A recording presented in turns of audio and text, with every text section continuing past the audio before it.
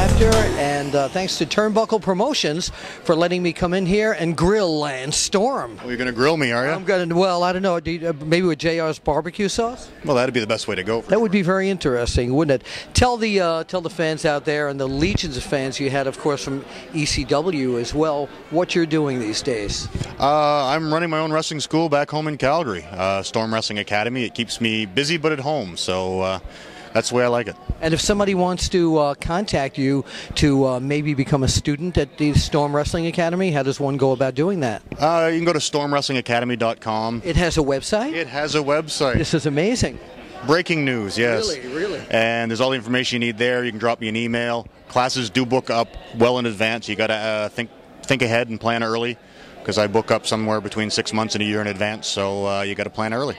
Let's say somebody like me, who, let's say I'm 35 years younger, and I come to you and I say, I want to be a wrestler. So I come in, fill out an application.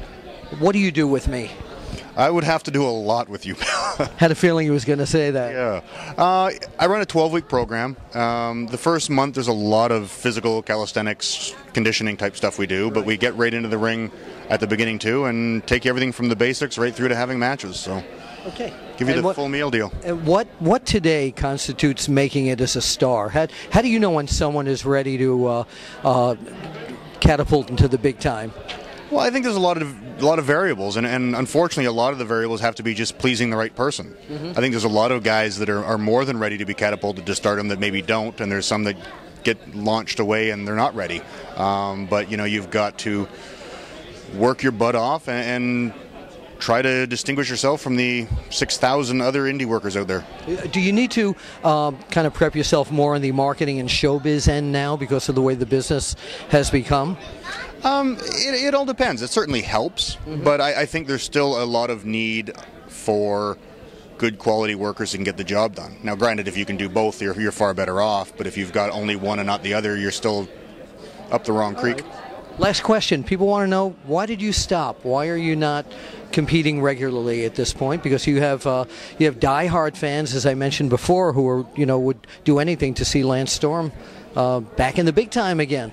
It was really the combination of two factors. It was my back was starting to bother me and getting bad, and my family was getting tired of me being on the road. And thankfully I finally got my back diagnosed, so that's not really a factor anymore, but okay. My family was ready for me to be home and I was ready to be home, so that's what I did.